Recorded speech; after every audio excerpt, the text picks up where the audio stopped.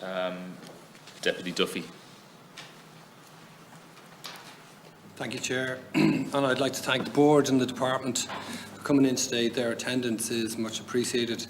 Before I ask my questions, I'd like to note that the SHD scheme established in 2017 is a government policy of that term and intended an 80% build rate from successful decisions. However, the rate, as you know, is currently below 40%. This is in the context that the scheme was created to build housing quickly, considering the housing crisis. I would also like to acknowledge that the Board is implementing this policy and therefore not its creator, but its implementer. I have 3 questions based on process and cost. Some of them have been slightly covered already, but I'll go through them anyway. Firstly, the Board has the Board strategically evaluated its actions in materially contravening in a systematic way the core strategies of democratically mandated development plans prepared in accordance with the national and regional policy and ministerial guidelines via our national planning framework, the regional, spatial and economic strategies and sustainable residential development in urban areas. This should be considered against the 2019 Planning Regulators report, where it highlights housing units in commuter zones that are being granted at higher densities in locations that are not identified for growth in the regional, spatial and economic strategies. Does the Board have concerns with the SHD process given the limited public consultation at pre-application stages despite the Aarhus Convention? And finally, is the Board perturbed by comparatively high rates of judicial reviews and the overturning of decisions to grant compared with the conventional application processes through our local and planning authorities? You've noted the cases Lawson won, and I thank you for that, but do you know what the cost is currently to the state? So to summarise, why are planning decisions being granted against sustainable development plan core strategies? Is it just to have limited public consultation? And is judicial review appropriate as a route to appeal? Thank you. Deputy Duffy. The material contraventions core strategy. Okay, so when we look at the material contraventions in terms of process, obviously the material contravention, whether it's core strategy or anything else, can only be materially contravened having regard to the legislation. So that's section 37(2)(b), and there are 4 criteria. So the Board must demonstrate that one or any of them can be met in order to materially contravene.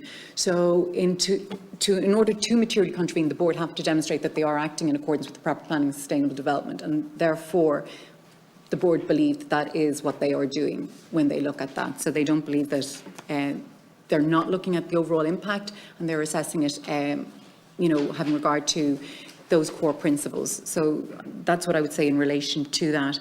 Regarding pre-app, Aarhus and pre-app consultation and public involvement, whether it's the Planning Authority and Section 247's pre-app there, whether it's pre-apps into the Board in relation to strategic infrastructure or strategic housing, at all stages pre-application consultation occur between the proposer of the development and the relevant planning authority, and the public are not involved in that. It doesn't matter whether it's the planning authority or the Board. That is the current legislative provision. So I can't comment any further on that, but it is no different for the Board. We are just one of the planning authorities. So probably just on the question that you raised, Francis, about the judicial reviews and the Board's view of that.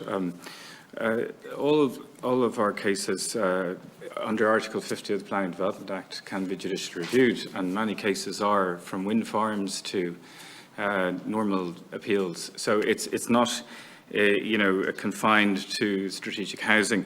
But in terms of the costs, we'll have to get back to you on the exact amount that has been outlaid to date. But obviously, the legislation provides for judicial review, and we welcome that as a mechanism.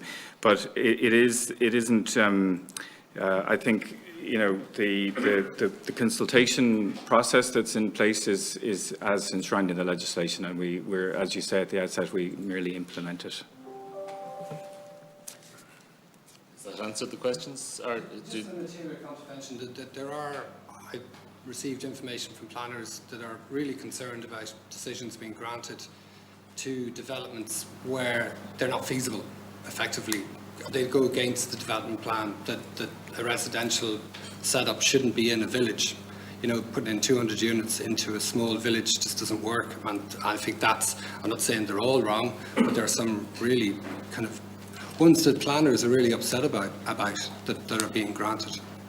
So I think whatever you may be saying, it doesn't seem to be, it doesn't seem to be happening in the context of the process.